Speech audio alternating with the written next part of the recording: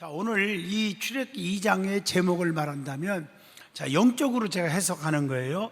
절망적인 상황, 이런 제목을 줄 수 있을 거예요. 2장에서는. 자, 애굽의 바로 왕은 이스라엘의 인구 팽창을 억제하기 위해서 잔인한 강제 노동을 시켰다. 자, 여기서 잠깐 스톱. 지금 우리가 창세기 30장에서 새벽기도 때 은혜 받은 거 기억나시죠? 여기 연결되는 거 같죠? 자, 왜 이렇게 했을까? 이해가 안 돼요. 바로가 아니 세상에 요셉을 데려다가 요셉에게 국무총리 시키고 그랬는데 이거 왜 핍박이 시작되나? 여러분, 세월이 흘러서 요셉도 죽고, 아멘 해봐요. 야곱도 죽고 다 죽은 다음에 그 이후에 바로 그 이후에 왕이 계승받았을 거 아니에요. 근데 처음에 요셉을 만난 바로는 그가 하나님의 그 두려울 줄 알고 또 요셉에게 맡기고 그랬지만, 그 이후에 가면서 이제 정권이 바뀐 거죠. 쉽게 말하면 바뀌면서 이 바울은 바로는 다른 바로다 하는 걸 알고 이 공부를 하여야 이해가 좀 빠를 거예요. 아셨죠? 자, 그래서 이스라엘이 더 번성하고 강성해지자 이번에는 산의 아이가 태어나면, 누가 태어나면? 산의 아이가 태어나면 하수에 모두 던지라 하는 살인지령을 내려요. 창세기에서 새벽기도 한 사람은 벌써 뭔 말인지 알죠? 애국 사람들보다 더 창대해져 가는 거예요. 히브리 사람들이, 하나님의 자녀들이. 그게 겁이 난 거죠. 그래서 핍박이 시작된 거예요. 그러니까 오늘날도 마찬가지예요. 남이 잘 되면 배 아프고, 남이 잘 되는 꼴을 못 보잖아. 그리고 남이 잘 되면 자기에게 위협적이라고 생각을 하게 돼 있거든요. 그렇기 때문에 이런 일이 생긴다는 걸 창세기 새벽기도 안 나오고 잠자는 분들은 조금 내가 설명을 해주는 거예요. 그분들 때문에. 그냥 가만히 있어요. 들키지 말고. 아멘 해봐요. 자, 이런 삶의 위기와 절망적인 상황 속에서 이스라엘 민족, 이걸 영적으로 오늘날 교회로 생각합시다. 교회는 이렇게 받아도 돼요. 큰 시련을 당하게 되었다 하는 얘기입니다. 그러면 구원받은 우리가 절망적인 상황이나 위기에 놓여있게 된다면 우리는 어떻게 해야 될까 하는 것을 오늘 출애굽기 2장을 통해서 배우고 또 결단하고 깨닫는 시간이 되어라, 그 말이에요. 여기 쳐다보시고, 첫째, 그게 뭘까? 1절로 10절의 말씀입니다. 아주 눈이 저절로 윗뚜껑이 닫히는 사람이 있어. 근데 윗뚜껑이 저절로 닫히는 사람은 좀 괜찮아요. 그래도. 근데 아랫뚜껑이 열려. 그럼 참 이상해요. 이렇게 돼요. 그러면서 세 번째, 침을 흘리는 사람이 있어. 아주 고운하게 떨어지는 사람 있죠. 눈을 크게 뜨시고. 제가 졸리려고 그러잖아요. 눈 감고 있으면. 근데 내가 여태까지 44년 목회하면서 한 번도 설교 시간에 졸아본 적이 없거든. 뭐 졸을 수도 있겠지 뭐. 그럼 졸으려면 이렇게 수건으로 이렇게 해요. 그렇게 안 되면 안티프라멘도 발라야겠죠. 그러면 괜찮아요. 자, 여기서 봐요. 자, 중대한 일은 첫째입니다. 첫째 비결 1절로 10절입니다. 중대한 일은 연합해서 도와야 한다. 이제 알아들었죠? 중대한 일이 생기면 나 혼자 하려고 하지 말고 어떻게 하라? 연합해라. 기도도 마찬가지예요. 힘들 때 나 혼자 기도하려고 하지 말고 목사님이나 장로님들이나 지역장들, 또 주변 믿음 좋은 분들에게, 믿음 없는 사람들한테 하지 말고 믿음 좋은 사람들한테 도구의 기도를 해달라고 부탁을 하는 겁니다. 중보기도. 아셨죠? 그게 축복인 줄로 믿습니다. 네이 족속 중 한 사람이 네이 여자에게 장가들어서 아들을 낳습니다. 여기 내용 가운데 보면. 그러나 모세의 가족은 모세가 범상한 인물이 아니라는 것을 깨닫고 믿음으로 바로의 명을 거역하고 모세를 숨겨서 길렀어요.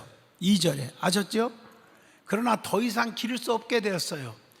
깐내기 때는 숨어서 어떻게 한다 하지만 아기가 좀 커져가니까 언제까지 모세를 지킬 거냔 말이에요. 그래서 모세의 가족은 과감하고도 치밀한 계획을 세워서 서로 연합해서 협력합니다. 여기 봐요. 첫째, 치밀한 계획을 세웠고, 끝도 하시죠. 치밀한 계획을 세웠고, 두 번째 어떻게 연합해서 했단 말이에요. 그러니까 우리가 믿음의 사람들도요, 힘든 일이 생기면 그걸 극복하기 위해서 그냥 시간 나는 대로 순간 감정에 의해서 움직이지 말고 치밀한 계획, 분석, 파악, 이게 중요한 거예요. 아멘 하시죠? 그냥 맘 내킨 대로 하다 보면 실패할 수 있어요. 실패, 절대 실패요. 할렐루야. 치밀하게 연구하고 분석해야 돼요. 계획도 하고. 오늘도 우리 한 분이 저한테 상담을 해서 이렇게 뭐 임대에 관한 얘기, 내가 뭐 그런 거 목사라고 하기 전에 내가 행정학 공부한 전공자 박사니까 제가 여러분보다는 더 잘 알잖아, 분석하는 거. 분석했더니 맞는 얘기요. 그러니까 우리가 잘 정확하게 분석하고 또 그래야 돼요. 지금 요즘 세대는 정보화 시대예요.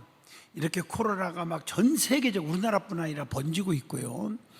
거기다가 또 거기다가 홍수로 지금 전 세계가요, 우리나라뿐이 아니에요. 어떤 나라는 반절이 다 잠겼어요, 나라가. 이게 이상기온 현상이 일어나는 거거든요, 지금. 아시죠? 사람들의 재앙이, 사람들이 그거 자급자족이라고 할까요? 사람들이 너무 이렇게 자연을 파괴하고 환경을 파괴해가지고, 쉽게 말하면 그 대가로 일어나는 일들도 있어요. 그래서 제가 여러분들 얘기했지만 앞으로 5년 정도 지나면요, 이제 5년 지나면 거의 디젤 차는 많이 없어지고, 한 7년 정도 되면 휘발유 차도 거의 없어지고요, 8년 전부터는 거의 8년에서 10년 되면 완전히 전기차 시대가 옵니다. 우리나라 그게 이제 거의 임박했고, 우리 한국도요, 애국에 지지 않아. 우리나라 사람 머리가 비상해요. 현대자동차 같은 데서는 벌써 거의 게임이 끝났어요. 이제 세계를 제패할 겁니다. 물론 지금 휘슬러인가? 맞죠? 슬라이스인가 휘슬러인가? 장로님 뭐지 이름이? 미국 차 이름이 헤슬러. 그래. 헤슬러는 그 차가 지금 세계를 제패하고 있고, 우리나라는 소형차만 와 있지만 앞으로 대형차들이 이제 들어옵니다. 수입해서. 전 세계 그걸로 미국 경제가 많이 살아났어요. 뭐 주식도 엄청나게 오르고 10배 이상 올랐어요. 현대도 마찬가지입니다. 현대 자동차가 딱 떨어졌다가 지금 고공행진 올라가는 거 알죠? 주식만 봐도. 그 올라가는 이유가 뭐냐? 그 이유는 내가 주식을 얘기하려는 게 아니라 앞으로 현대차도 뜨는 거예요. 전기차가 거의 많이 개발을 했습니다. 이제 생산 단계에 와 있어요, 거의. 그래서 앞으로는 전기차에다가 피곤할 때 그냥 딱 버튼 누르고 맞춰놓고 잠을 자고 나면 대전에 딱 도착해 있어요. 뭔 말인지 잘 이해가 안 되네. 그렇게 발전하고 세대가, 정보화 시대에 발빠르게 움직여야 돼요. 그래서 지난 철야 때 얘기했죠. 우리 저기 정호영 집사님, 가나안 덕도 생각해야 돼. 내가 말하면 대박인 줄 알아. 지금도 한쪽에다가 건물만 지려는 게 아니라 한쪽에다가 전기 충전할 수 있는 걸 만들어 놔. 아셨죠? 그래갖고 밥을 먹고 전기 충전도 하고 가고, 이제는 같이 해야 돼요. 그리고 앞으로 사업하는 분들도 이제 앞으로 제 말 듣고 한 몇 년, 2년만 지나면 벌써 딱 여러분들이 박수 칠 거예요. 이제 모든 카페라든가 모든 업종들이 전기 충전 기능을 갖추지 않으면 손님이 안 옵니다. 아무리 음식이 맛있고 그래도. 이해하셨나요? 이렇게 정보를 알아야 돼요. 국제 정보를 알아야 되고 현실을 알아야 되는 거예요. 성공하는 사람은 발빠르게 움직여야 돼요. 지금도. 아셨습니까? 자, 마찬가지로 이때 이 모세 시절에도요, 이걸 그냥 모세가 이제 아기 때 그 가족들이, 히브리 사람들이, 한파들이 다 이렇게 아들 만나면 죽이고 이럴 때 지혜를 구하고 그들이 노력을 했다는 거예요. 먼저 갈대 상자가 물에 새지 않도록 갈대 상자를 만들어 가지고 새지 않도록 했어요. 거기다 이제 석청도 바르고 다 그랬죠. 이해하시겠어요? 노아 방주 때도 그냥 만드는 게 아니고 잣나무로 만들어서 튼튼하게 거기다가 석청도 바르고 다 했어요. 물이 안 새게 하는 거예요. 그래서 썩지 않게 하고, 물들이, 나무들이.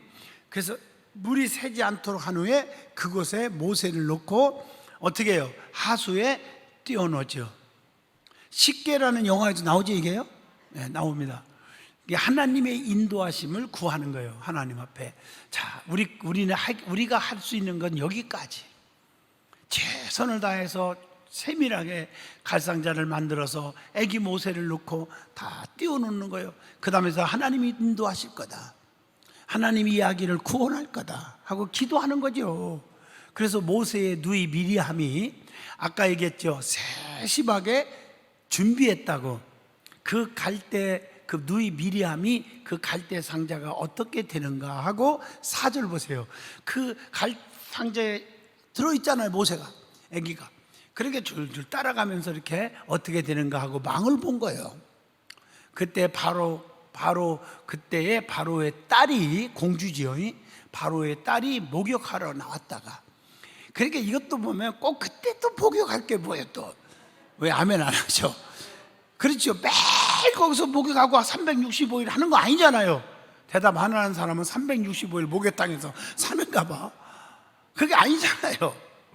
목욕을 하러 나왔다가 갈대상자 그 아이를 보고, 딱 보고 5절로 6절에 나오죠. 불쌍히 여겨서 어떻게 삼아? 양자 삼아, 아들을 삼아요.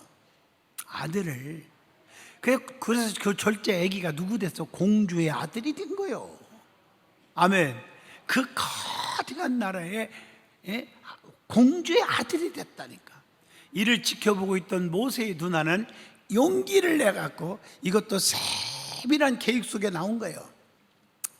이때라 이거 있잖아요. 그래서 공주에게 딱 달려가갖고 어떻게 인사하고 어떻게 무릎 꿇고 했는가는 뭐 자세하게 안 나오니까 알 수는 없지만, 아마 광산하게 첫 만난 것처럼 딱 해가지고 내서 절제, 내가 공주에게 나가서 그의 어머니를 유머로 소개했다는 거죠. 7절로 9절에. 이를 지켜보고 있던 모세의 누나는 용기를 내가지고 공주에게 나가 그의 어머니를 유머로 소개했다는 것이 7절로 9절에 나오는 말씀입니다. 이해하십니까? 이렇게 해서 물에 빠져 죽을 운명에 처했던 모세는 가족들의 과감하고 치밀한 계획과 협력으로 어떻게 했어요? 살았잖아요. 구원을 얻고 친어머니의 품에서 교육을 받고 자라게 되었다. 이게 10절입니다. 자, 그렇다면 우리는 가슴속에 영적인 교훈을 받고 질문을 던져봅니다. 우리의 가정과 직장은 중대한 일을 할 때 서로 연합해서 하고 있는가 하는 얘기입니다. 합력하여 선을 이룬다고 했잖아요. 우리 교회는 구원의 복음을 전하기 위해서 서로 성도들끼리 연합해서 잘 돕고 협력하고 있는지, 아니면 시기 질투로 하고 맨 싸움만 하고 그러고 사는지 우리가 한번 반성을 해볼 필요가 있다, 그 말이에요. 모세의 누이 미리암을 보면서 아이라도 지혜롭고 훌륭하게 일할 수 있음을 여러분 믿습니까? 믿어야죠. 자, 두 번째입니다. 두 번째, 절망적인 위기에 놓이면 어떻게 해야 하느냐 하는 얘기입니다. 11절로 15절입니다. 하나님의 때를 기다려야 한다. 뭘 기다려요? 때를 기다리라. 그 때는 누구 때? 지난번에 설교했죠? 내 때? 하나님의 때. 근데 많은 사람들이 하나님의 때를 기다리지 못하고 하나님의 때를 무시하고 내 때, 내가 세운 때를 생각하고 급하게 움직이다가 망하는 거예요. 하나님의 때, 급하게 할 일은 급하게 해요. 이삭을 바치라. 하나님의 때는 뭐예요? 즉시 하기를 원하는 거예요. 마귀가 장난하지 않도록. 아침에 일찍 일어나 즉시 움직이잖아요. 하나님의 때요, 그게. 모세는 몇 년 동안 궁중에서 교육을 받죠? 어머나, 어떻게 하면 좋아? 몇 년 동안? 40년. 모세는 1, 2, 3기를 살았잖아요. 40년 동안 궁중 생활이고 40년 동안 미디안에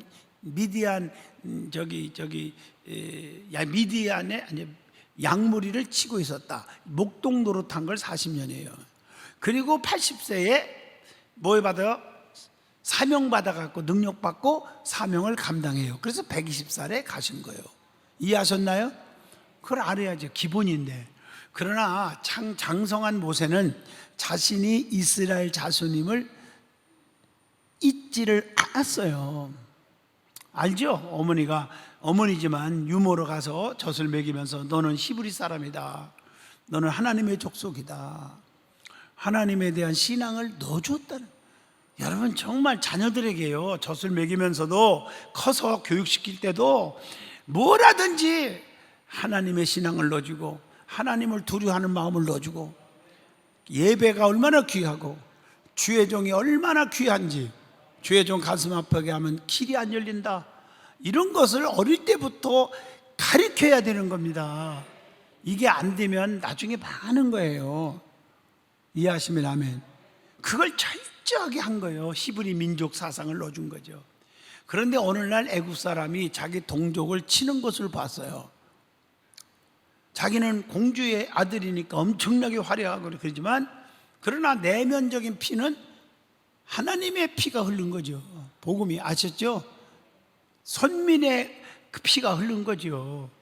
그걸 알죠, 자기도. 그런데 애국 사람들이 자기 동족 히브리 사람을 막 아무리 노예라고도 그렇게 치고 막 채찍을 하고 빗받고, 이게 볼 수가 없어서 그 자리에서 혈기가 나오는 거죠. 11절로 12절에 쳐서 죽여버렸어요. 그리고 모래, 여기서 안 읽었지만 모래에 감춰놔 묻어버렸어요. 그래서 이제 이게 다 덮을 줄 알았겠지.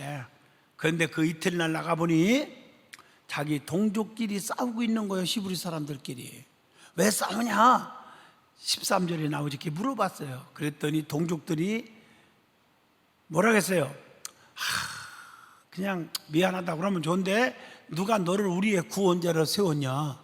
14절에 꺼져라, 이러고 배척을 하는 거예요, 동족이. 여러분, 맞습니다.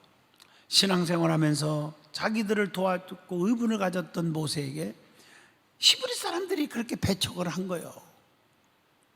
그래서 동네방네 소문이 난 거죠. 살인죄를 졌다고. 여러분, 물에 빠진 사람은 건져놨더니 뭘 달라고? 뭐 달라고? 보따리 달라고 하는 시기잖아요.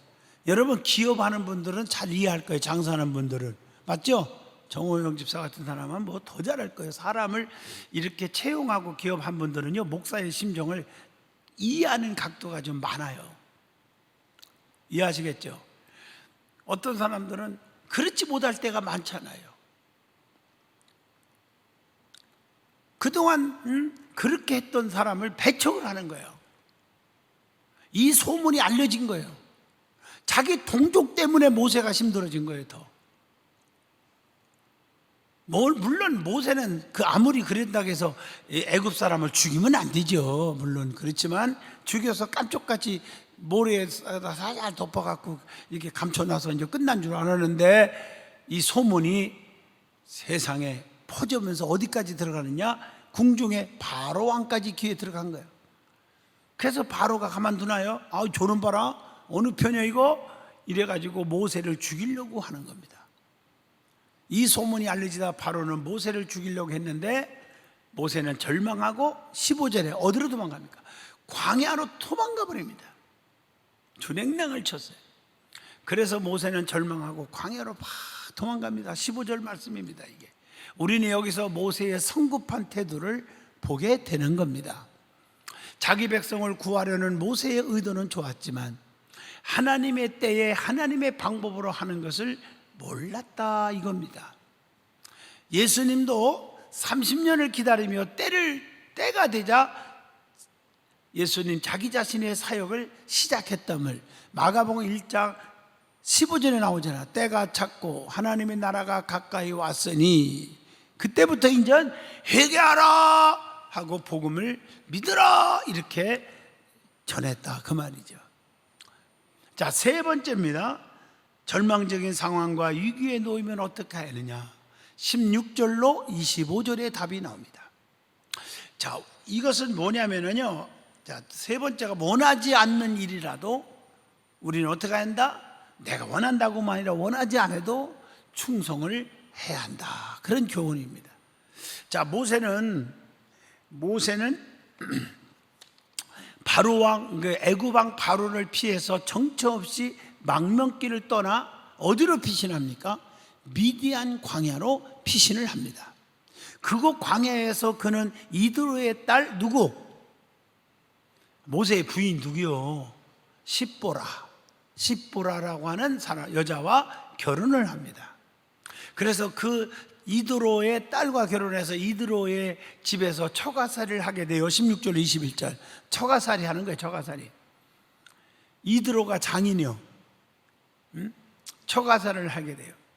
자, 궁중 생활을 하던 그가 이스라엘 민족이 아닌, 원치도 아니었던 미디안의 조그만한 가정에서 이방의 객이 되어서 양을 치고 살게 되었다는 거예요. 몇 년 동안? 40년입니다.